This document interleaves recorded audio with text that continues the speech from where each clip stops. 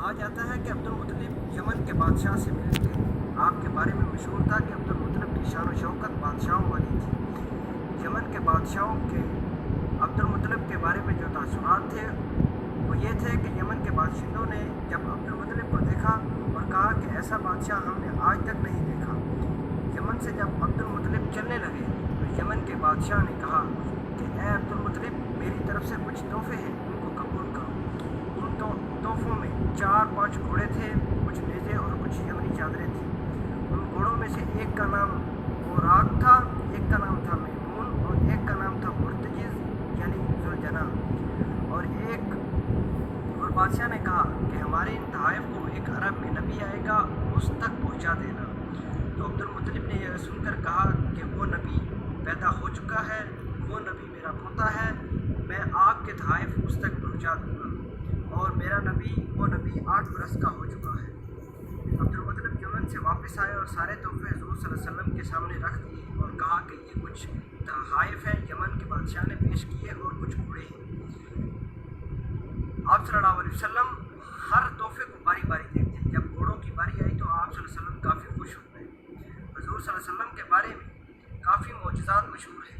ان میں ایک معجزہ یہ بھی تھا کہ حضور صلی اللہ علیہ وسلم ایک مرتبہ جس گھوڑے پر بیٹھ جاتے اس کی عمر بڑھ جاتی، وہ ساری عمر کبھی بوڑھا نہ ہوتا، چونکہ گھوڑا ایک ایسا جانور ہے جو جلد بوڑھا ہو جاتا ہے اور محض 2 سال کی عمر میں جوان بھی ہو جاتا ہے۔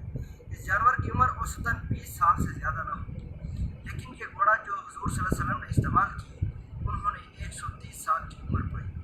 دوستو ابھی بات کر لیتے ہیں ذوالجناح کے بارے میں کہ ذوالجناح کا کیا وہ تھا۔ ذوالجناح کا اصل نام مرتجز تھا۔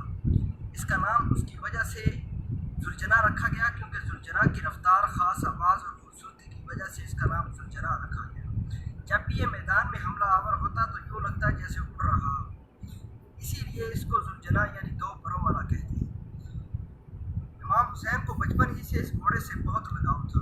ایک مرتبہ حضرت امام حسین حضور صلی اللہ علیہ وسلم استبل لے گئے۔ وہاں حضور صلی اللہ علیہ وسلم کے کچھ ساتھی موجود تھے۔ امام حسین سے پوچھا گیا کہ بیٹا کیا تم اس گھوڑے پر سواری کرنا چاہتے ہو؟ تو جواب دیا جی نہ میں اس پر سواری کرنا چاہتا ہوں۔ تو یہ ذوالجناح یعنی مرتجز گھوڑا فوراً یہ گھوڑا دوڑتا ہوا امام کے پاس قدموں میں آ کے بیٹھ گیا اور تاکہ امام بآسانی اس پر سواری کر سکے۔ اس کے بعد امام حسین اسی پر سوار ہوا کرتے تھے۔ یہ واقعہ دیکھ کر حضور صلی اللہ علیہ وسلم کی آنکھوں میں آنسو آ گئے اور کہا بیٹا یہی وہ یوم عاشور کے دن تمہاری مدد کرے گا۔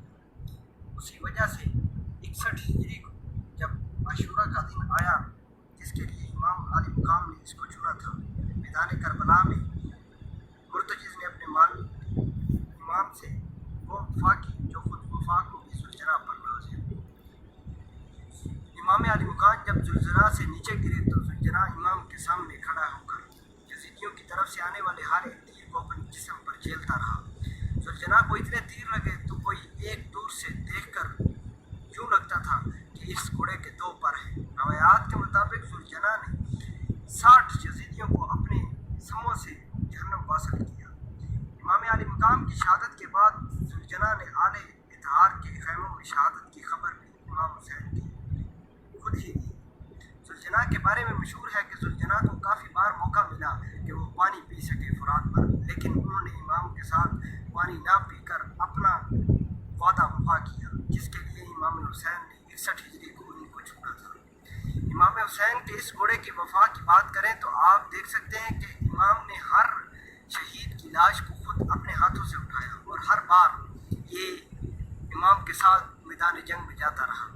ہمیں معلوم ہے کہ 7ویں محرم کو امام پر پانی اور خوراک بند کر دی تھی۔ چلو انسان تو یہ خوراک اور پیاس بھوک برداشت کر سکتا ہے لیکن جانور نہیں کر سکتا۔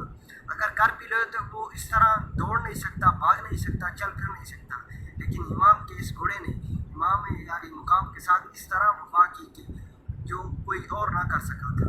امام کے ہر ایک تیر کو انہوں نے اپنے سینے پر جھیلا اور بعد میں اس کے بارے میں مشہور ہے کہ ذوالجناح امام کی شہادت کے بعد دریائے فرات میں جا کر وہاں غائب ہو گیا۔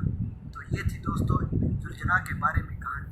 امام علی مقام نے ذوالجناح کے بارے میں یہ دعا کی کہ اے ذوالجناح تیری شان و شوکت اسی طرح جس طرح تو نے میری حفاظت کی ہے اسی طرح قیامت تک تیری لوگ صدائیں بلاتے رہیں۔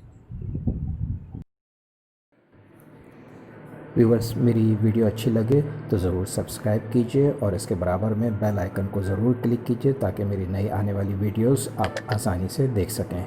لائک کے بٹن کو بھی پریس کریں اور اپنے تمام فیملی ممبرز اور فرینڈز کے ساتھ میری ویڈیوز شیئر کرنے کے لیے شیئر کے بٹن کو بھی پریس کریں۔